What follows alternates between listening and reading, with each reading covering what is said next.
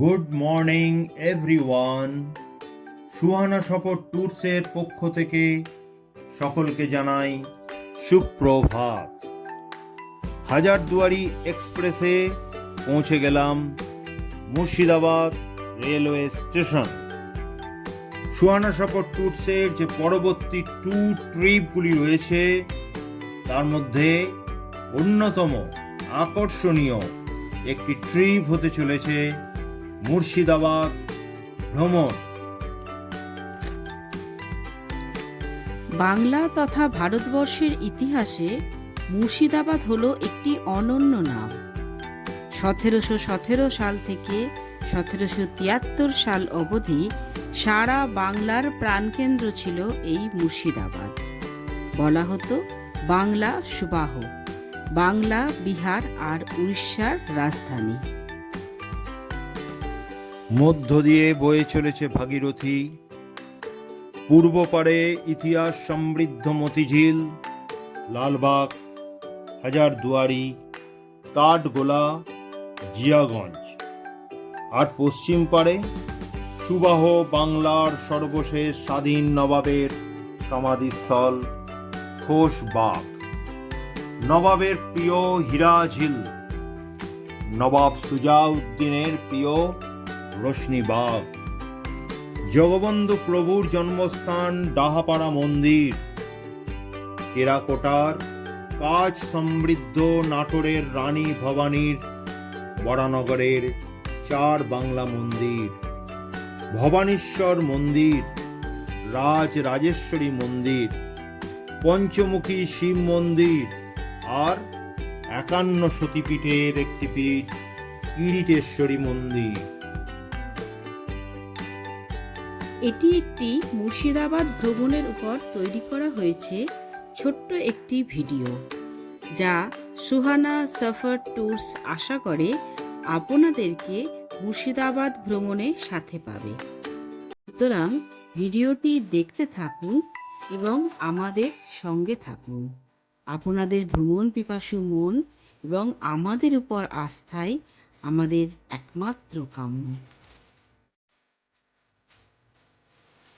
পায়ে পায়ে বেরিয়ে এলাম রেল স্টেশনের বাইরে। সামনে টোটো স্ট্যান্ড। সারা দিনের জন্য একটি টোটো বুক করে বেরিয়ে পড়লাম আমাদের প্রথম গন্তব্যস্থান মতিঝিলের উদ্দেশ্যে। পৌঁছে গেলাম বহু সৌন্দর্য খ্যাত এবং ইতিহাস বন্দিত মতিঝিলে। কথিত আছে যে নবাব আলীবর্দীর সময় মুর্শিদাবাদ শহরে বহু অট্টালিকা নির্মাণের জন্য ইটের প্রয়োজনে যে সমস্ত খাত কাটা হয়েছিল, উক্ত খাতগুলি মতিঝিলে পরিণত হয়। এখন এই মতিঝিল প্রকৃতি তীর্থ নামে আর্কিওলজিক্যাল সার্ভে অব ইন্ডিয়া সংস্থা দ্বারা রক্ষিত আছে। পরবর্তী গন্তব্যস্থান জাহানপোশা কামান। শোনা যায় মুর্শিদ কুলি খাঁ ঢাকা থেকে রাজধানী মুর্শিদাবাদে স্থানান্তরিত করবার সময় এই কামানটি এখানে নিয়ে আসেন।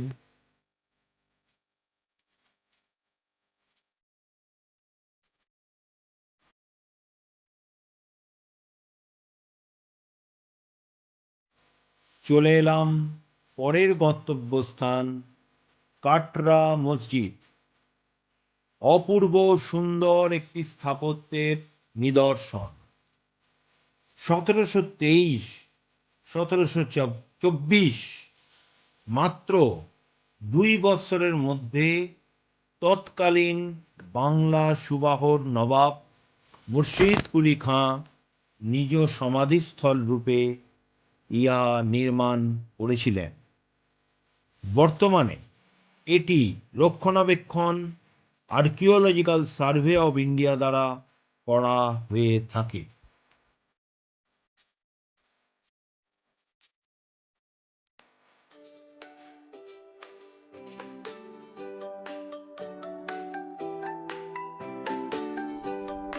পরের গন্তব্যস্থান কাঠগোলা বাগানে পৌঁছে গেলাম।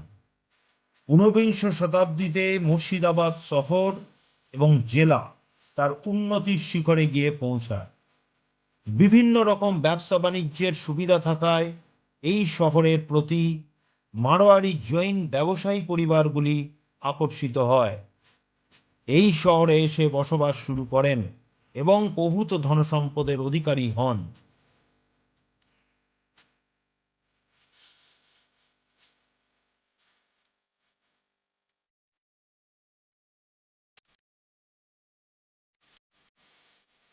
জৈন ব্যবসায়ীদের কাঠগোলা বাগান দেখে চলে এলাম তদানীন্তন সময়ের শ্রেষ্ঠ ব্যাংকার জগৎ শেঠের বাড়ি।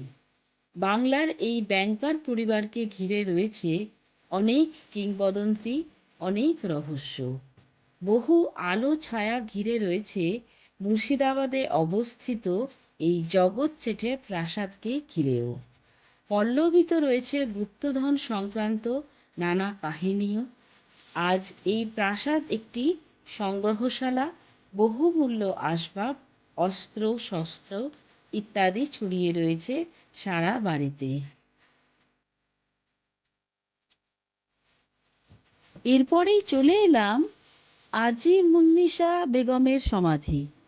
ভাঙা মসজিদটি মুর্শিদ কুলি খানের কন্যা এবং নবাব সুজাউদ্দিনের স্ত্রী আজি মুন্নিসা বা জিন্না তুন্নিসা বেগম নির্মাণ করেছিলেন। তার পিতার মতো তিনিও সিঁড়ির নিচে সমাধিস্থ হয়েছিলেন 1704 সালে।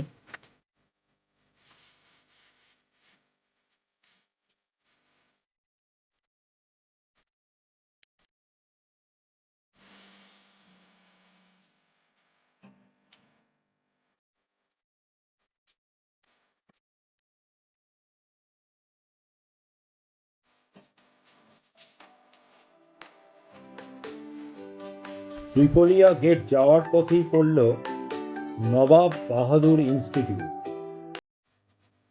1825 সালে নবাব পরিবারের ছাত্রদিকে লেখাপড়ার সুবিধার জন্য একটি মাদ্রাসা গড়ে ওঠে এবং প্রায় একই সময় নিজামত কলেজও প্রতিষ্ঠিত হয়। নবাব নাজিম হুমায়ুন যার আমল। 1905 সালে নবাব বাহাদুর ওয়াসেফ আলী মির্জা ইংরেজি, আরবি, পার্সি, বাংলা, উর্দু ও গণিতের পাশাপাশি অন্যান্য বিষয়ের পড়াশোনার সুবিধার জন্য কলেজ ও স্থানীয় বিদ্যালয়কে সংযুক্তিকরণ করেন। তখন থেকেই এই বিদ্যালয়ের নামকরণ হয় নবাব বাহাদুর ইনস্টিটিউট। ঐতিহাসিক দিক থেকে এই বিদ্যালয়ের গুরুত্ব তো অপরিসীম। বিদ্যালয়ের সামনে কিছুক্ষণ দাঁড়িয়ে গেলাম। স্কুলের বড় মাঠে ছাত্রদের প্রজাতন্ত্র দিবসের অনুষ্ঠানের জন্য মহড়া চলছে।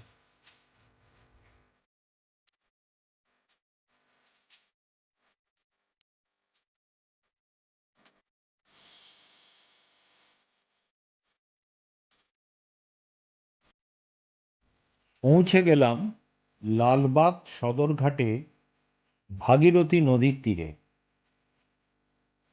বোটে করে অপর পাড়ে যাব বলে। বোটেতে মানুষজন ছাড়াও সাইকেল, মোটর সাইকেল সব পার হচ্ছে।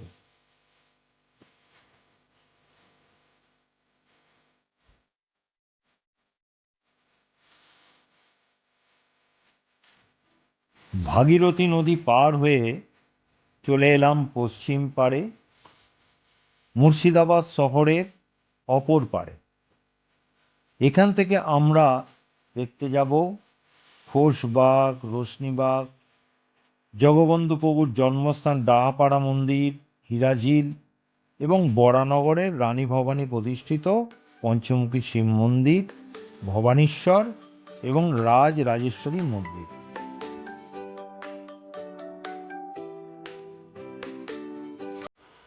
টোটোয় করে পৌঁছে গেলাম জগবন্ধু প্রভুর জন্মস্থান ডাহাপাড়া মন্দির বা শ্রী শ্রী জগবন্ধু ধাম।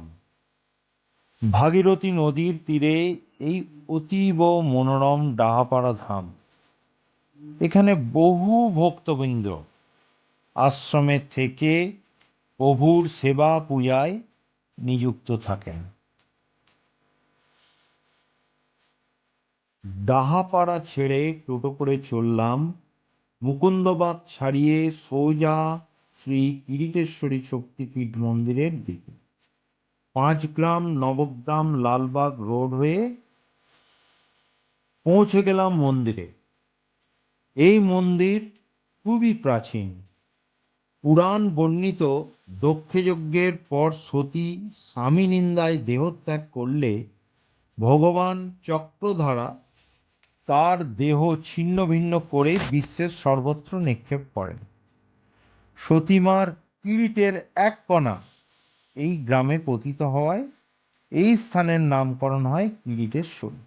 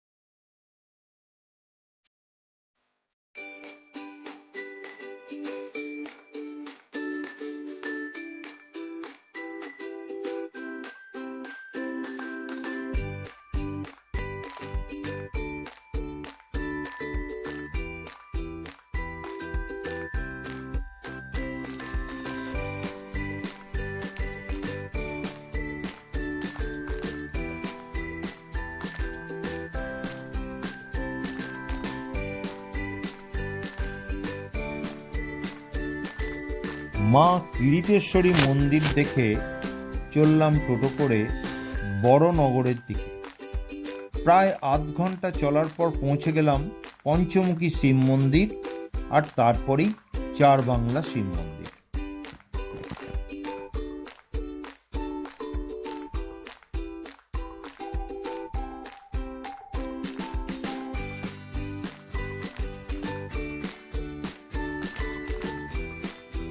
নাটোরের জমিদারগণ অত্যন্ত ধার্মিক ছিলেন। তারা বড়নগরের শিব ও ভবানীর অনেকগুলি মন্দির নির্মাণ করেন। রানী ভবানী কর্তৃক স্থাপিত ভবানীশ্বর মন্দির তন্মধ্যে সর্ববৃহৎ। ইহা বর্তমানে আর্কিওলজিক্যাল সার্ভে অফ ইন্ডিয়া কর্তৃক সংরক্ষিত। এই মন্দিরের স্থাপত্য শিল্পকর্মের অপূর্ব নিদর্শন। মন্দিরের ঘরগুলির উপর অঙ্কিত নানা রূপ দেবদেবীর মূর্তি খোদিত আছে।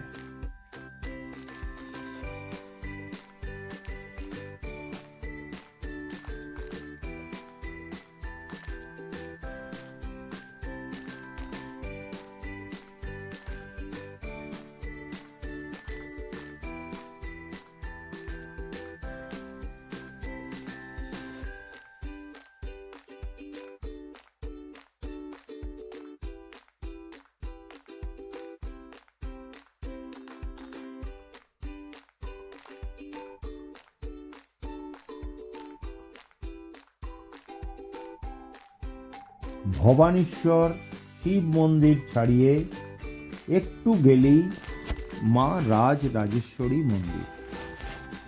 নাটোরের রানী ভবানী বড়নগরের 107টি শিব মন্দির প্রতিষ্ঠা করেন। দ্বিতীয় বারাণসীর রূপ দিয়েছিলেন। তার প্রতিষ্ঠিত রাজরাজেশ্বরী মন্দির তার মধ্যে অনন্য। বর্তমানে শ্রী শ্রী রাজরাজেশ্বরী মন্দিরের একটি অছি পরিষদ গঠন হয়েছে এবং এদের তত্ত্বাবধানে নিত্য পূজা তিথি উপলক্ষে ভক্তদের সব রকমের পরিষেবা প্রদান করা হয়ে থাকে।